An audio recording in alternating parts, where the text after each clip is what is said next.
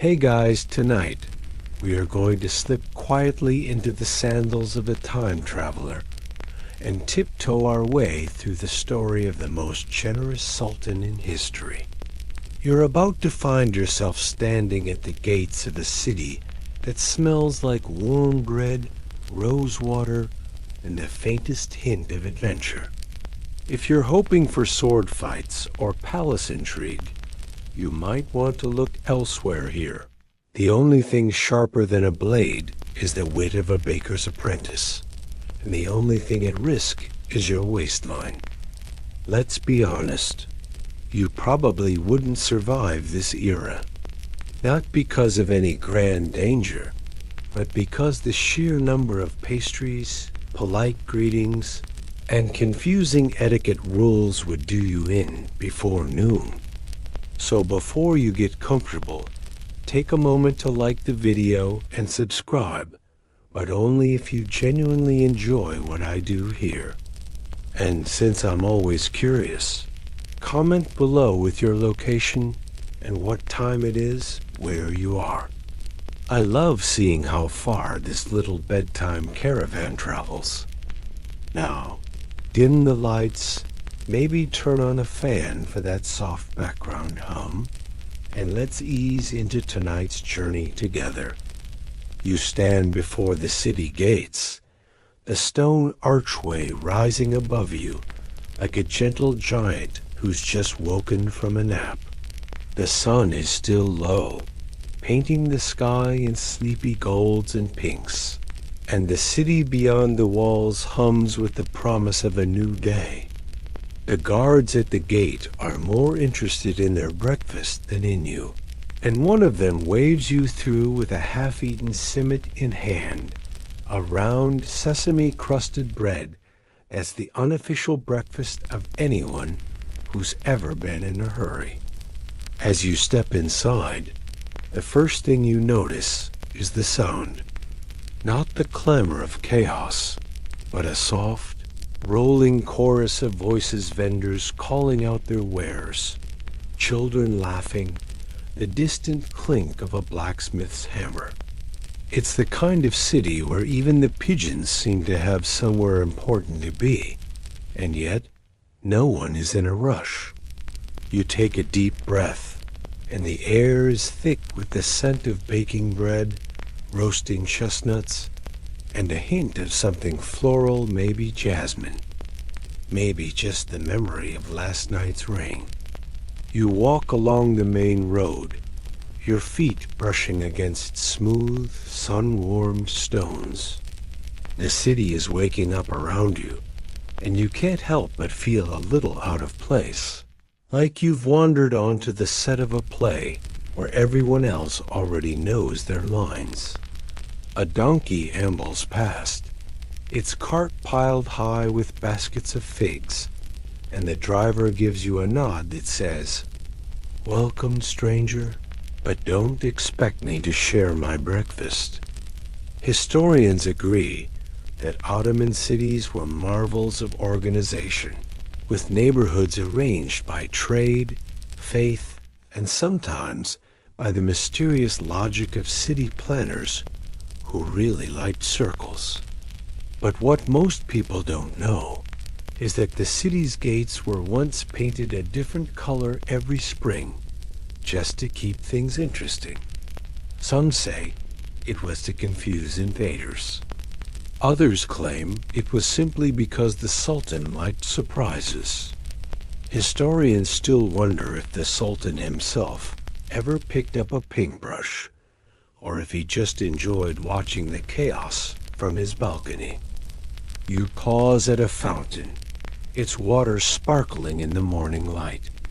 A group of children are already there, splashing their faces and daring each other to drink straight from the lion's mouth. One of them, a girl with a crooked braid, offers you a fig in exchange for a story. You promise her a tale about a sultan who once gave away his own slippers to a beggar, and she grins, as if she's heard it before, but wants to hear it again anyway. The city is alive with small kindnesses, A baker hands a loaf to an old woman without asking for payment. A merchant ties a ribbon around a stray dog's neck just because it looks like it could use a little color. You notice that everyone seems to know everyone else, or at least pretends to, and you get the sense that if you stood still for too long, someone would try to sell you a carpet or invite you to tea. As you wander, you catch sight of the palace in the distance, its domes and minarets rising above the rooftops like a promise. The Sultan lives there, of course, but his presence is felt everywhere in the laughter of the children, in the generosity of the merchants, in the way the city seems to wrap itself around you like a well-worn cloak. You pass a group of musicians tuning their instruments, preparing for the day's first performance. One of them, a man with a mustache that could shelter a family of sparrows, winks at you and plays a single silly note on his lute. It's not exactly a serenade, but it's enough to make you smile. There's a legend that the Sultan once disguised himself as a street musician, just to see if anyone would toss him a coin. Some say he was so convincing that he ended up with a basket full of bread and a marriage proposal from a baker's daughter. Historians still debate whether this ever happened, or if it's just another story told to make the Sultan seem more approachable. You find yourself drawn toward the heart of the city, where the streets grow narrower and the buildings lean in close, as if they're sharing secrets. The city is a patchwork of colors and textures, blue tiles, red awnings, golden sunlight glinting off brass door knockers. You brush your hand along a wall, feeling the coolness of the stone, and wonder how many hands had done the same over the centuries. A cat darts across your path, pausing just long enough to give you a look that says, "You're new here, aren't you?" before disappearing into a bakery. You consider following it, but the scent of roasting chestnuts pulls you in another direction. As you walk, you realize that the city is both ancient and alive, a place where history isn't something you read about, it's something you breathe in with every step. The Sultan's generosity is woven into the very fabric of the city, from the smallest act of kindness to the grandest gesture. You pause at a crossroads, unsure which way to go, but it doesn't matter. In this city, every road leads to a story, and every story begins with a simple act of welcome. You follow the gentle current of the crowd, letting the city's rhythm guide your steps. The main road spills you into the heart of the bazaar, a place so alive with color and sound that you half expect the stalls themselves to start singing. The awnings ripple in the morning breeze, casting shifting patterns of shade and sunlight across the cobblestones. Here, the air is thick with the scent of cinnamon, roasting nuts, and the sharp tang of pickled lemons. If you listen closely, you can almost hear the city's heartbeat, a steady, contented thump, like a cat purring in the sun. The bazaar is a living puzzle, each stall a piece with its own story. You pass a spice merchant whose table is a riot of reds, golds, and greens. He offers you a pinch of something that looks suspiciously like ground-up emeralds, promising it will make your dreams more interesting. You thank him, but quietly wonder if interesting is code for mildly alarming. Next to him, a woman sells candied rose petals, her hands stained pink from the sugar. She presses a sample into your palm and whispers, "For sweet dreams." You pop it into your mouth, and it tastes like a memory you can't quite place. A group of children dart between the stalls, their laughter trailing behind them like ribbons. One of them nearly collides with a man balancing a pyramid of oranges on his head. He wobbles, recovers, and bows with a flourish, as if this is all part of the act. You can't help but smile here. Even gravity seems to have a sense of humor. Historians agree that Ottoman bazaars were the beating heart of city life, places where news traveled faster than the wind and fortunes could change with a single bargain. But what most people don't realize is that some merchants were famous not for their goods, but for their jokes. There's a story about a fishmonger who once convinced an entire crowd that his carp could predict the weather. Historians still wonder if the fish was just very good at looking dramatic whenever it rained. You pause at a stall selling tiny glass bottles filled with colored sand. The merchant, a woman with a voice like velvet, tells you each bottle contains a wish. She leans in and confides, "The blue ones are for courage, the green for luck, and the red for finding lost socks." You consider buying a handful of red, just in case your future self is as forgetful as your present one. A little further on, you find a baker pulling trays of simmet from a wood-fired oven. The rings of bread are golden and warm, their crusts studded with sesame seeds. He offers you one, and you accept, feeling the heat seep into your hands. The first bite is crisp, the inside soft and chewy, a simple pleasure, but one that feels like a small act of generosity. The baker grins, flour dusting his beard, and says, "The Sultan says no one should go hungry, so eat." You nod, mouth full, and wonder if this is what happiness tastes like. You wander deeper into the bazaar, past stalls selling everything from embroidered slippers to jars of honey so thick and golden they look like captured sunlight. A carpet seller beckons you over, insisting you try sitting on his softest rug. You sink into the pile, and for a moment you consider never getting up. The seller assures you that the rug can fly, but only if you believe hard enough. You suspect he's joking, but you also suspect he's not entirely joking. There's a legend that the Sultan once disguised himself as a merchant and spent a day in the bazaar giving away gold coins to anyone who made him laugh. Some say he left with empty pockets and a heart full of stories. Historians still debate whether this was a clever way to gather gossip or just an excuse to eat free pastries. You pass a stall where a young woman is selling painted fans. She demonstrates how to open one with a flick of the wrist, sending a cool breeze your way. "For the hot days," she says, "and for hiding from boring conversations." You buy one, just in case you need to escape a particularly long-winded storyteller. The bazaar is a place of endless possibility. You could spend hours here, losing yourself among the colors and sounds, the laughter and the bargains. Every corner holds a new surprise.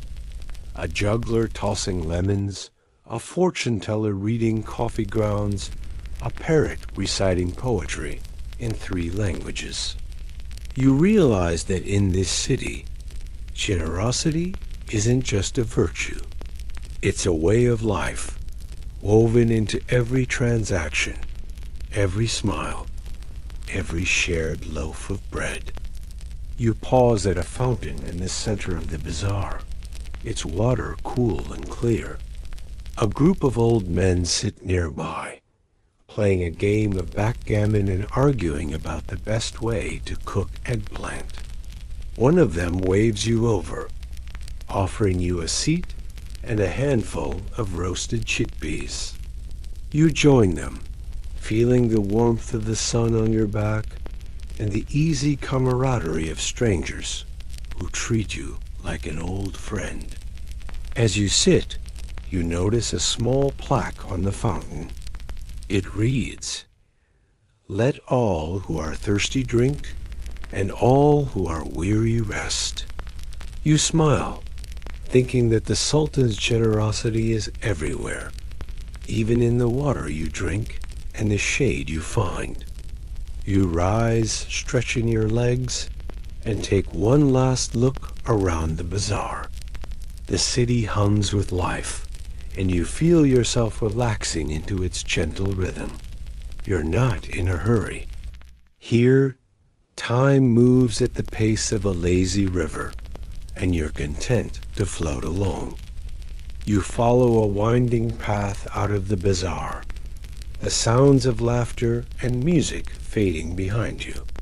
Ahead, you catch a glimpse of green gardens, perhaps, or just a promise of peace. You walk toward it, ready for whatever kindness the city has in store next. The path from the bazaar leads you toward a patch of green that grows larger and more inviting with every step. The city's stone and bustle give way to a gentle hush, as if the world itself is pausing for a breath. You find yourself at the edge of the palace gardens, where the air is cooler, tinged with the scent of damp earth and blooming roses. Here, the city's heartbeat slows, replaced by the soft rustle of leaves and the distant cooing of doves. You step through an arched gate, its ironwork twined with flowering vines, and suddenly you're in a world that feels both ancient and freshly made. The grass is impossibly green, a kind of green that makes you wonder if someone sneaks out at night to repaint it. Peacocks strut along the gravel paths, their tails trailing behind them like royal carpets. And gardeners in loose shirts and wide hats move quietly among the flower beds, snipping, watering, and occasionally stopping to gossip. One gardener, a man with a sunburned nose and a smile that suggests he knows every secret in the city, waves you over. He's trimming a rose bush, careful not to disturb a sleeping cat curled up in the shade. "The Sultan loves his gardens," he says, "almost as much as he loves giving things away." He gestures to a row of pomegranate trees, their branches heavy with fruit. He once gave away an entire harvest to the children of the city, said he liked the sound of laughter more than the sound of coins. You nod, thinking that laughter is a much better currency, though probably harder to fit in a coin purse. Historians agree that Ottoman palace gardens were masterpieces of design, filled with rare plants, fountains, and winding paths meant for quiet contemplation. But what most people don't know is that the Sultan insisted on planting at least one tree from every region of his empire. Some say it was a way to keep homesick visitors company. Others claim he just liked collecting things. Historians still wonder if the Sultan could actually name all the trees, or if he just made up names when pressed. You wander deeper into the gardens, your footsteps muffled by soft moss and fallen petals. The air is alive with the hum of bees and the occasional splash of a fish leaping in a pond.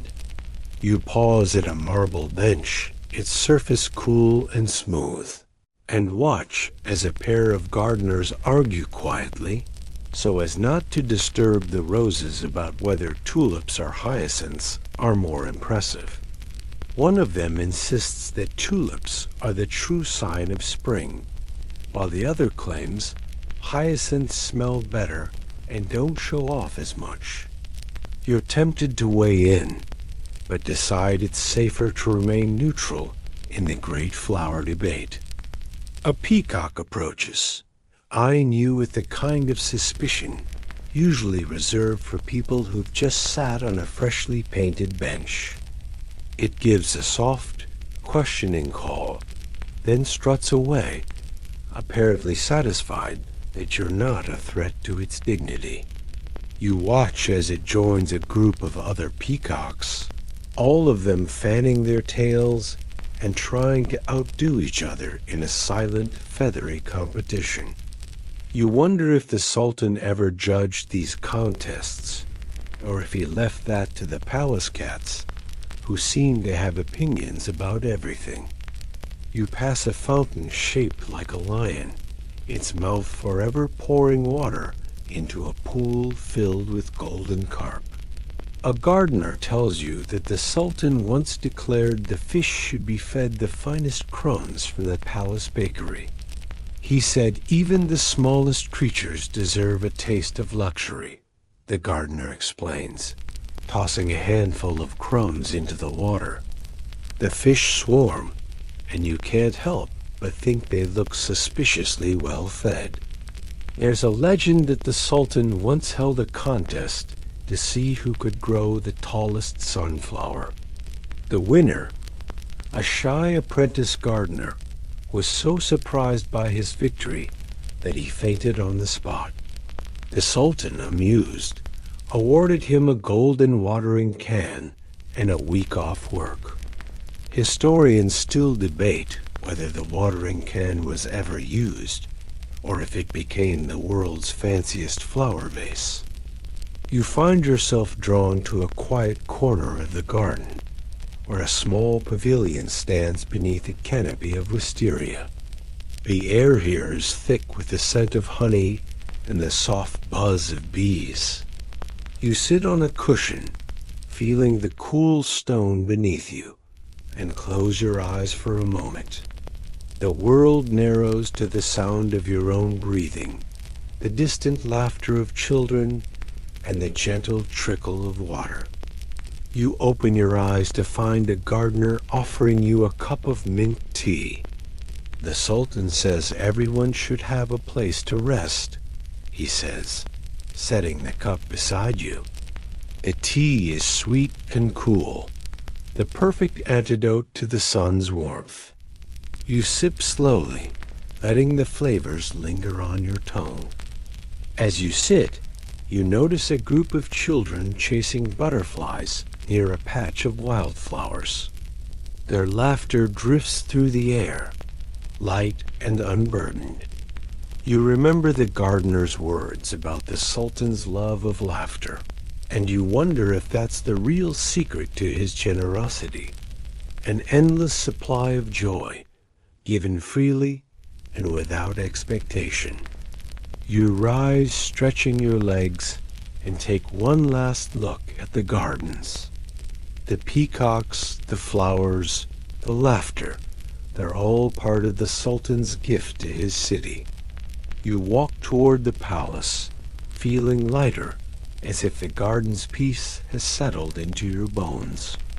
The path curves gently, leading you toward the palace doors, where new stories and perhaps a few more surprises await. You approach the palace doors, their wood inlaid with mother of pearl and brass, gleaming softly in the morning light. The guards at the entrance are more decorative than intimidating, their uniforms crisp, their mustaches waxed to improbable points. One of them gives you a nod that's equal parts welcome and warning, as if to say, behave yourself, but do enjoy the carpets.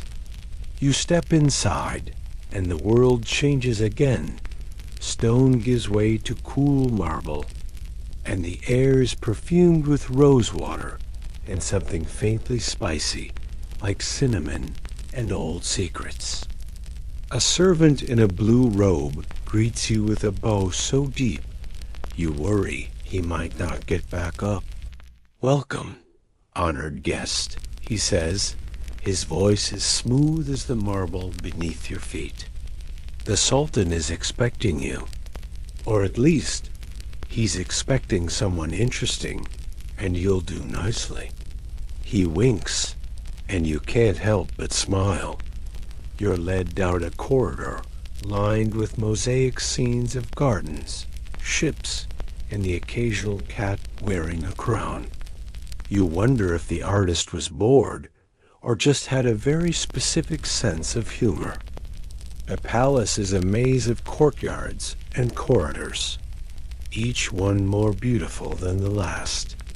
You pass a group of servants polishing silver trays, their laughter echoing off the walls. One of them, a young woman with a mischievous grin, tells you the Sultan once gave away his own slippers to a visiting poet who admired them. He said poetry should never be written with cold feet. She adds, and the others giggle. You make a mental note to check your own footwear before meeting any poets. Historians agree that Ottoman palaces were marvels of architecture, designed to impress visitors and confuse invaders. But what most people don't know is that the palace kitchens were so large they had their own weather system. On humid days, it was said to rain lightly near the soup pots. Historians still wonder if this was an exaggeration or just a clever way to keep the cooks cool. You're ushered into a sunlit courtyard where a group of servants are arranging platters of fruit and sweets on a long table. The table is set for breakfast, but not just any breakfast. This is a feast, and everyone is invited. Servants, gardeners, musicians, even the palace cats have a place. One particularly dignified tabby sits at the head of the table, eyeing a bowl of cream with regal suspicion.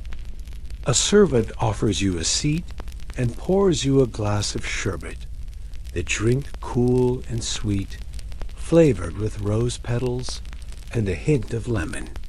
The Sultan believes in starting the day with kindness, she says, handing you a plate of honey-soaked pastries. And a little sugar never hurts. You take a bite, and the pastry melts on your tongue, the honey sticky and fragrant. As you eat, the servants share stories about the Sultan's generosity. One tells of the time he gave away his own cloak to a shivering traveler. Another claims he once paid a musician's debts in exchange for a new song. A third insists the Sultan once hosted a breakfast for every orphan in the city, and that the leftovers fed the palace dogs for a week. You suspect some of these stories have grown in the telling, but you don't mind. In a place like this, a little exaggeration is just another spice. A cat leaps onto the table, narrowly missing a bowl of olives, and is rewarded with a gentle scratch behind the ears from a passing servant. Even the animals are treated like royalty here, someone says, and you believe it. The cats move through the palace with the confidence of creatures who know they belong.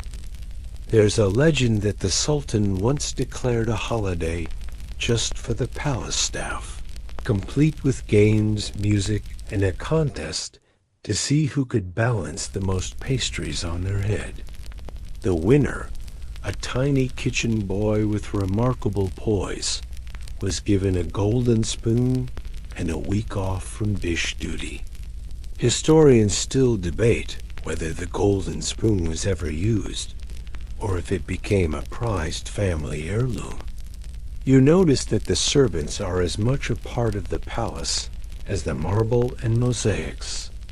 They move with practiced ease, their laughter and stories filling the air with warmth. You realize that the Sultan's generosity isn't just about grand gestures. It's in the way he treats those around him, with respect and a touch of humor. A servant leans in and whispers, "If you're lucky, you'll get to see the Sultan's breakfast hat. He wears it on special occasions. It's very memorable." You try to imagine what a breakfast hat might look like, something with feathers, perhaps, or maybe a built-in teacup holder. The meal winds down, and the servants begin to clear the table, still chatting and laughing. You rise feeling pleasantly full and oddly at home. The palace is a place of beauty, but it's the people and the cats who make it truly welcoming. You're led through another corridor, this one lined with windows that overlook the gardens. The sunlight streams in, painting patterns on the floor. You catch a glimpse of the Sultan himself in the distance, surrounded by children and dogs, his laughter carrying on the breeze. You follow your guide, ready to see what other surprises the palace and its famously generous Sultan have in store for you. You're guided through a series of sun-dappled hallways, the marble floors cool beneath your feet, until you find yourself in a room that smells like cardamom, honey, and a hint of something mysterious, possibly adventure, possibly just the palace cat's latest hiding spot. The room is bright, with windows thrown open to let in the morning breeze, and the table at its center is set for a breakfast banquet that would make even the most ambitious brunch enthusiast blush. The Sultan himself is already there, seated at the head of the table, his robe a patchwork of silks in every color the sunrise can imagine. He looks up as you enter, his eyes twinkling with the kind of mischief usually reserved for children and very clever foxes. "Ah, our guest has arrived," he calls, waving you over with a hand that's already sticky with honey. "Come sit. There's always room for one more at my table. And if there isn't, we'll just add another table." You take your seat, and immediately a servant appears with a plate piled high with warm bread, soft cheese, olives, and a little dish of apricot jam. The Sultan leans in conspiratorially.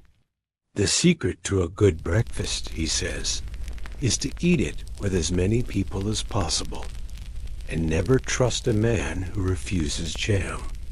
You nod solemnly, making a mental note to always accept jam in the future.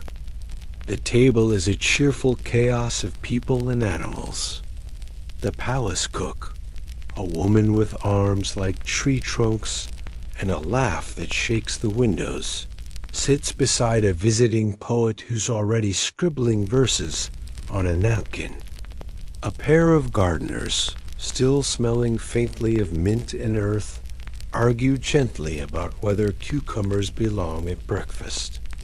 The palace cat, of course, has claimed the warmest spot on the table and is currently eyeing your cheese with calculated interest. Historians agree that Ottoman sultans were known for their elaborate meals, often inviting dozens, sometimes hundreds of guests to join them. But what most people don't know is that the most generous sultan insisted on inviting not just nobles and dignitaries, but also the palace staff, local children, and even the occasional wandering musician. Some say he once invited a group of traveling acrobats simply because he liked their hats. Historians still wonder if the Sultan ever regretted that decision, especially after the acrobats tried to juggle the royal teapots. The Sultan claps his hands and a parade of dishes appears. Honey cakes, stuffed grape leaves, bowls of yogurt drizzled with pomegranate syrup, and a mysterious stew that everyone claims is just like Mother used to make, though no one can agree whose mother. The Sultan insists you try everything, and you do, because it's impossible to say no to someone who looks so delighted by your enjoyment. Between bites, the Sultan tells stories, some true, some clearly invented on the spot. He describes the time he gave away his own breakfast to a hungry traveler, only to have the traveler return years later as a famous chef. He claims he once traded a basket of figs for a camel, and then traded the camel for a particularly beautiful carpet, which he promptly gave to the palace cat. The cat, for its part, seems unimpressed by this tale, but accepts a piece of cheese as tribute. A servant brings out a tray of tiny, delicate pastries, each one filled with something different: dates, pistachios, rosewater, or, in one memorable case, a single olive. The Sultan laughs as you bite into the olive pastry, assuring you that it's a palace tradition to surprise guests with at least one odd flavor. Keeps everyone awake, he says, even during the most boring poetry recitals. There's a legend that the Sultan once declared a breakfast for all day, where every citizen of the city was invited to the palace gardens for a morning feast.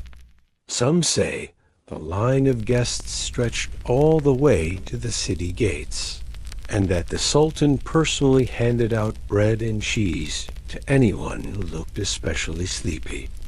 Historians still debate whether this event actually happened, or if it's just a story told by bakers to justify making extra loaves. As the meal winds down, the Sultan raises his cup of tea and proposes a toast to full bellies, warm hearts, and the joy of sharing. Everyone joins in, even the cat, who lifts a paw in what you assume is agreement. The Sultan leans back, content, and surveys the table with a smile. A good breakfast, he says, is the best way to start a generous day. You feel a pleasant heaviness settle over you, the kind that comes from good food and better company. The Sultan stands, stretches, and announces that it's time for a walk to help the digestion and to see what else the day might bring. You rise with the others, following the Sultan out of the banquet hall and into a corridor lined with sunlight and the promise of new adventures. As you leave, you glance back at the table, now scattered with crumbs and empty plates. The palace cat is curled up in the sunniest spot, purring softly, as if to say, "This is how mornings should always be." The Sultan leads you down a winding hallway, his steps light and unhurried, as if he has all the time in the world, and perhaps, in his own way, he does. The corridor opens into a vast, sunlit chamber lined with shelves that stretch from floor to ceiling, each one groaning under the weight of books, scrolls, and the occasional mysterious box. You've entered the palace library, a place where the air smells of old paper, polished wood, and a faint trace of lavender, courtesy of a librarian who believes every book deserves a little luxury. The librarian, a tall man with spectacles perched precariously on his nose, and a robe that looks like it's seen more sunrises than you have, greets you with a bow. "Welcome, honored guest," he says, his voice as soft as the turning of a page. "If you're looking for wisdom, you'll find it here. If you're looking for adventure, you'll find that too. If you're looking for your lost socks, well, you might be in the wrong place, but we do have a section on laundry mishaps. Historians agree that Ottoman palace libraries were among the finest in the world, filled with manuscripts from every corner of the empire and beyond. But what most people don't know is that the Sultan insisted on collecting not just scholarly works, but also folk tales, jokes, and even recipes. Some say he once traded a priceless ruby for a particularly amusing story about a donkey who outsmarted a vizier. Historians still wonder if the story was really that good, or if the Sultan just had a soft spot for clever donkeys. In a quiet corner, you find a group of children gathered around a storyteller, her voice rising and falling like the tide. She's spinning a tale about a fisherman who caught a talking fish, only to discover it was a very opinionated philosopher in disguise. The children giggle, and you can't help but smile. The Sultan, passing by, pauses to listen, his eyes crinkling at the corners. "A wise fish," he says, "is worth more than a basket of gold. Unless you're hungry, of course." There's a legend that the Sultan once challenged the entire palace staff to a storytelling contest, promising a week off to anyone who could make him laugh. The winner, a shy librarian, told a tale so absurd that the Sultan laughed until he cried, and then promptly gifted the librarian a camel for future adventures. The librarian, who had never ridden a camel in his life, named it Bookmark and kept it in the palace gardens. Historians still debate whether Bookmark ever learned to read. You pause at a window, looking out over the city. The rooftops shimmer in the midday sun, and you can see the bazaar, the gardens, and the winding streets that lead to every corner of the Sultan's world. The Sultan joins you, leaning on the windowsill. "A city is like a book," he muses. "Every street, every person, every moment a story waiting to be read." You follow the Sultan through a series of sunlit archways, the marble floors echoing softly beneath your steps. The palace seems to breathe around you, its walls alive with the quiet energy of a place where kindness is as common as sunlight. The Sultan's pace is unhurried, his robe trailing behind him like a banner of good intentions. He pauses at a door, carved with swirling patterns, pomegranates, tulips, and for reasons you can't quite explain, a very determined-looking duck. He pushes the door open, and you step out into the city's midday bustle. The air is warm, filled with the scent of baking bread and the distant promise of rain. The Sultan is greeted by a chorus of cheerful shouts, children, merchants, and even a few stray dogs who seem to know that where the Sultan goes, treats are sure to follow. Today, the Sultan has decided it's time for his favorite tradition, an afternoon of giving. He's not alone, of course. A small army of palace helpers trails behind him, their arms laden with baskets, bundles, and the occasional umbrella. The Sultan grins at you. It's a simple thing, really. You see someone who needs something, and you give it to them. Sometimes it's a loaf of bread, sometimes it's a pair of shoes, and sometimes he pauses, holding up a bright red umbrella. It's protection from the world's most optimistic weather forecast. You join the procession as it winds through the city's narrow streets. The first stop is a shoemaker's stall, where a boy sits on the steps, his feet bare and dusty. The Sultan kneels, offers the boy a new pair of shoes, and ties the laces himself. The boy beams, and the Sultan winks at you. The world looks different when your feet are comfortable, he says, dusting off his knees. Historians agree that acts of charity were central to Ottoman society, with sultans often leading by example. But what most people don't know is that the most generous sultan was famous for his creative gifts. One year, he handed out umbrellas to every street vendor, claiming it would keep the sun off your head and the rain off your baklava. Some say the city looked like a field of tulips after a sudden shower. Historians still wonder if the Sultan was simply fond of umbrellas, or if he just enjoyed the sight of so many colors bobbing through the streets. The Sultan's next stop is a soup kitchen, where a line of townsfolk waits patiently. He rolls up his sleeves and ladles out bowls of lentil soup, pausing to chat with each person. One old woman insists he take her recipe for pickled turnips, in case palace food ever gets boring. The Sultan accepts it with a flourish, promising to try it at the next royal banquet.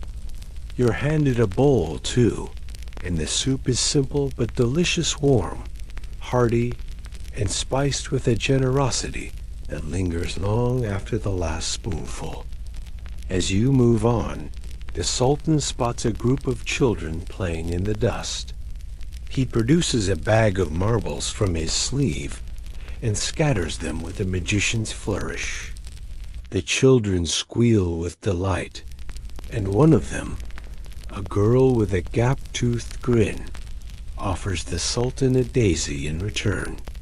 He tucks it behind his ear, looking more pleased than if he'd been given a crown.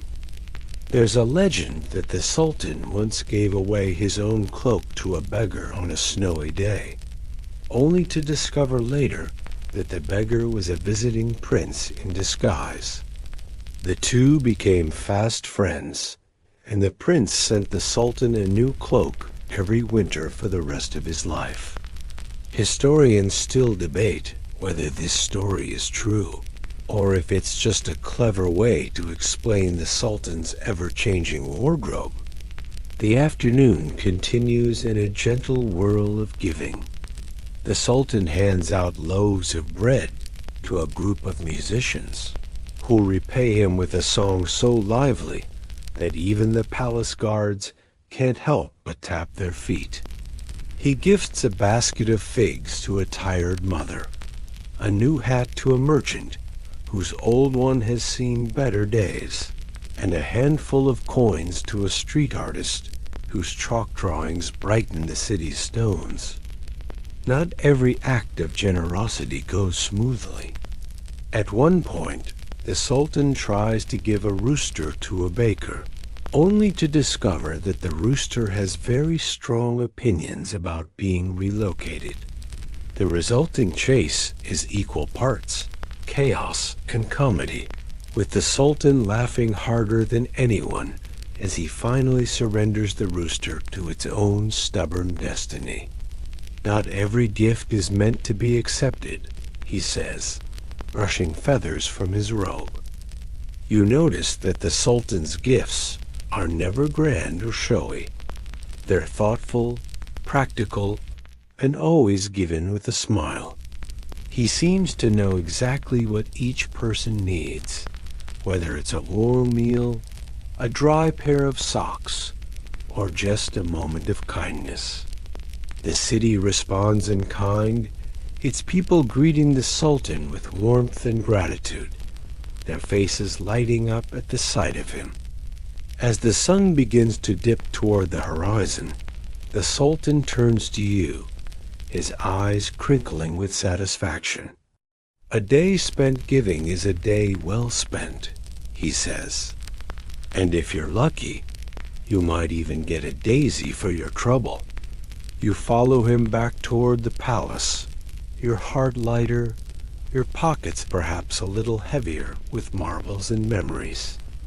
The city glows in the golden light, and you realize that generosity, like sunlight, is something best shared.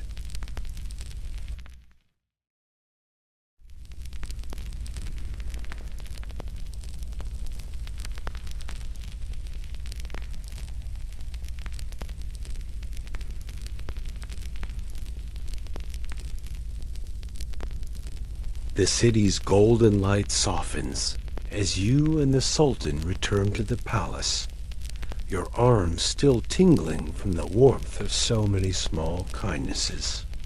The Sultan, ever the champion of comfort, suggests a visit to the palace bathhouse, a place where even the most generous souls can soak away the day's dust and, perhaps, a few lingering worries. You follow him through a quiet courtyard, the air now scented with orange blossoms and the faintest trace of mint. The bathhouse is a marvel of marble and mosaic, its domed ceiling painted with stars and swirling clouds. Steam curls from the open doors, inviting you in like a gentle embrace. Inside, the air is thick and warm, filled with the sound of water trickling into stone basins and the low hum of contented conversation. The Sultan grins, slipping off his shoes with the practiced ease of someone who's never met a puddle he didn't like. You're handed a soft towel embroidered, of course, with tiny tulips, and shown to a bench beside a bubbling pool. The Sultan settles in next to you, sighing with the satisfaction of a man who knows the value of a good soak. Generosity is important, he says, but so is relaxation. You can't pour from an empty cup, after all. Or, in this case, an empty teapot. Historians agree that Ottoman bathhouses, or hammams, were not just places to get clean, but social hubs where news, jokes, and the occasional bit of palace gossip were exchanged as freely as soap. But what most people don't know is that the most generous Sultan insisted on free towels and endless tea for all guests, regardless of their status. Some say he even hired a team of singers to serenade bathers with lullabies and silly songs. Historians still wonder if the Sultan himself ever joined in, or if he preferred to save his voice for more private performances. You ease into the warm water, feeling your muscles unwind. The Sultan, meanwhile, is already deep in conversation with a group of bathhouse regulars, an elderly merchant, a baker with flour still dusting his hair, and a musician who seems to have brought his lute for company. The talk drifts from the best way to pickled cucumbers to the merits of afternoon naps. The Sultan listens, laughs, and occasionally offers a pearl of wisdom, such as, "Never trust a man who claims he can juggle soap." A bath attendant appears with a tray of tea, the glasses small and delicate, the liquid inside a deep, comforting amber. You sip, letting the warmth spread through you, and watch as the Sultan attempts to balance a teacup on his knee. He wobbles, grins, and declares, "A steady hand is the mark of a true ruler, or at least a decent tea drinker."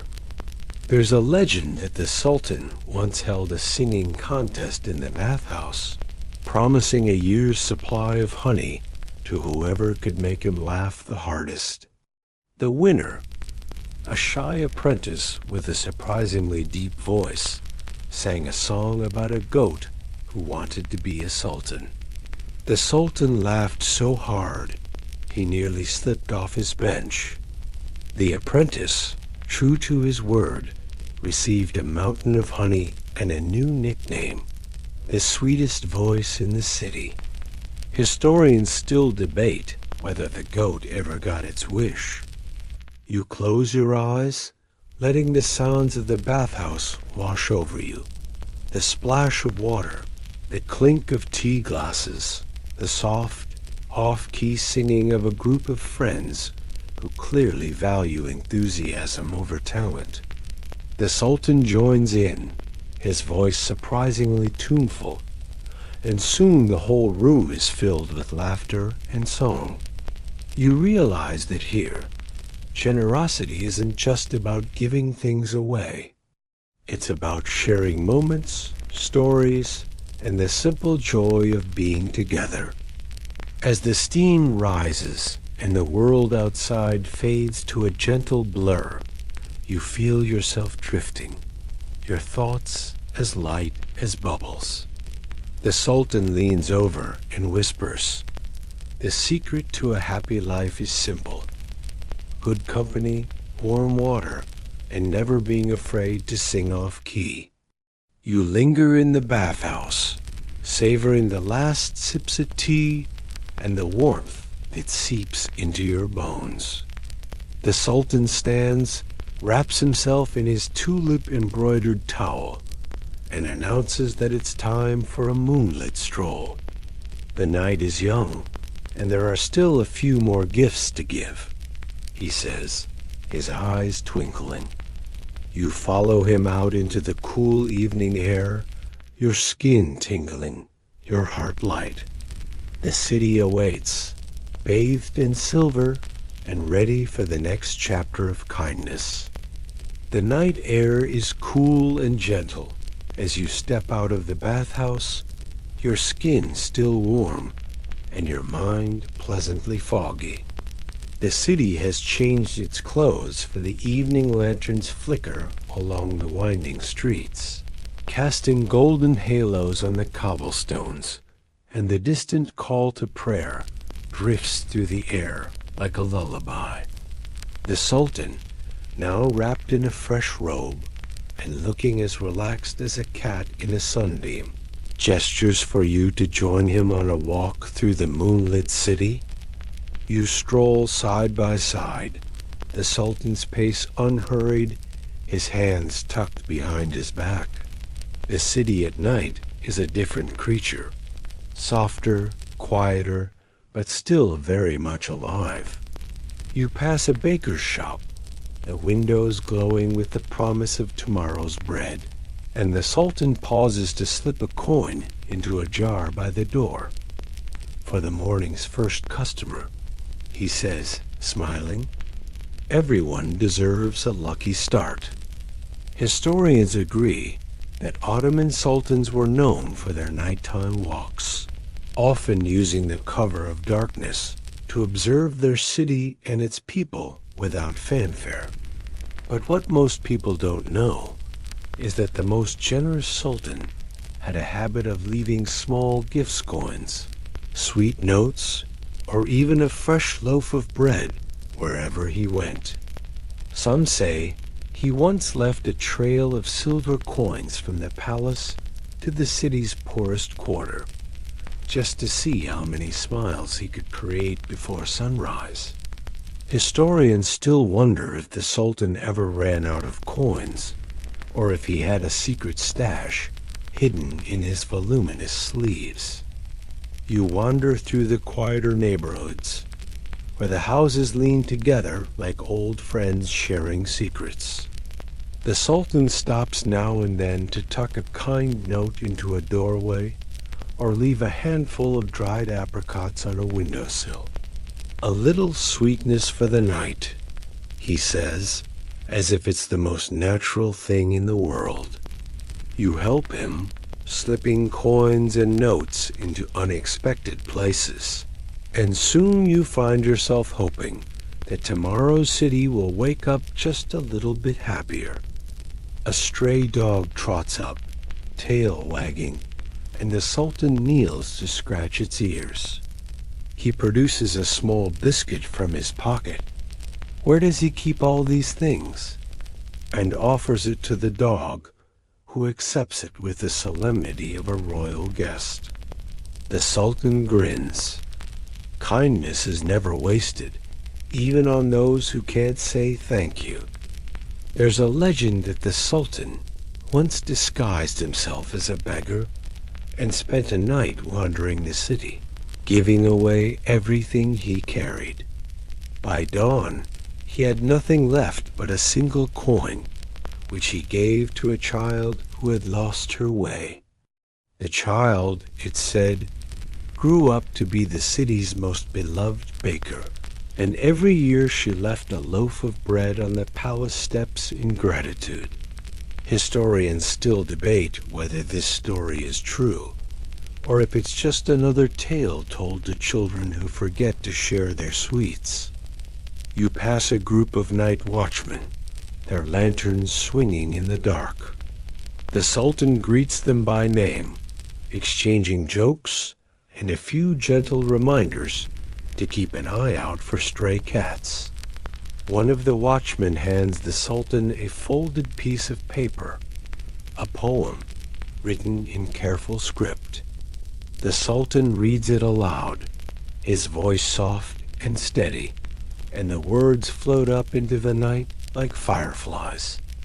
The city is quieter now, the bustle of the day replaced by the hush of dreams. You walk along the riverbank, the water reflecting the moon and the lanterns in shimmering ribbons. The Sultan pauses, skipping a stone across the surface. Some nights, he says, I wonder how many wishes are floating out there, waiting to be found. You find yourself growing sleepy, lulled by the rhythm of your footsteps and the gentle murmur of the city. The Sultan seems to sense this, slowing his pace even further. He points out the constellations above, naming them with a mix of real and invented stories. That one, he says, pointing to a crooked line of stars, is the spoon of endless soup. It never runs dry, but it does tend to spill. Historians agree that the Ottomans were great lovers of stories, often weaving fact and fiction together until even the Sultan couldn't tell them apart. But what most people don't realize is that the most generous Sultan was also the city's greatest dreamer, always searching for new ways to make the night a little brighter for everyone. As you near the palace gates, the Sultan stops and turns to you, his expression gentle. Thank you for walking with me, he says. Kindness is lighter when it's shared. He presses a small folded note into your hand. You open it to find a simple message. May your dreams be generous and your morning sweet. You step through the gates, the city behind you glowing softly in the moonlight. The Sultan's footsteps fade into the night, and you feel a quiet contentment settle over you, as if you've been wrapped in a blanket woven from all the gentle moments of the day. The palace gardens are hushed and silvered as you return, the lanterns swaying gently in the night breeze, their light painting soft halos on the dew-damp grass. The Sultan leads you along a winding path bordered by jasmine and night-blooming lily, their fragrance sweet and calming, as if the garden itself is whispering you toward rest. The city's distant sounds have faded to a gentle murmur, and even the palace cats seem to have curled up for the night, their tails tucked and their dreams private. You and the Sultan settle beneath a canopy of lantern-lit trees, the branches arching overhead like the ceiling of a secret open-air palace. The Sultan sits cross-legged on a low cushion, his robe pooling around him in a swirl of color, and gestures for you to do the same. This is my favorite time, he says quietly, when the world is soft and everyone is just a little bit kinder. He pours you a cup of warm milk, spiced with cinnamon and honey, and hands it over with a smile. The cup is warm in your hands, the scent soothing, and you take a slow sip, feeling the day's last bits of tension melt away. The Sultan sips his own drink, gazing up at the stars peeking through the leaves. "Did you know," he says, "that every night I try to count the lanterns in my garden? I never get the same number twice. I think the trees are playing tricks on me." Historians agree that Ottoman gardens were designed for peace and reflection, places where sultans and poets alike could find inspiration in the quiet beauty of the night. But what most people don't know is that the most generous sultan often invited anyone who wandered by, servants, travelers, even the odd lost merchant, to join him for these late-night gatherings. Some say he believed that sharing the night's calm was the greatest gift of all. Historians still wonder if the Sultan ever fell asleep under these trees, or if he simply became part of the garden's dreams. You listen as the Sultan tells a final story, his voice low and gentle. It's about a gardener who planted a single seed every night, hoping that one day the garden would be so full that no one could ever feel lonely. "I think kindness is like that," the Sultan muses. "A little here, a little there, until the world is blooming with it." A soft breeze stirs the lanterns, and you feel your eyelids growing heavy. The Sultan notices and smiles, his eyes crinkling at the corners. "It's time for sleep, my friend. Even the most generous hearts need to rest." He stands, stretches, and bows with a flourish that's half regal, half playful. "May your dreams be filled with gardens, and may you always find a lantern to light your way." You lie back on the soft grass, the scent of jasmine and earth wrapping around you like a blanket.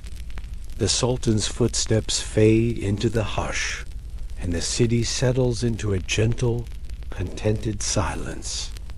Above you, the lanterns sway, the stars twinkle, and the world feels safe and kind. As you drift toward sleep, you remember the Sultan's words. Kindness, like a garden, grows best when shared. You close your eyes, letting the night carry you gently into dreams, the memory of generosity lingering like the softest lullaby.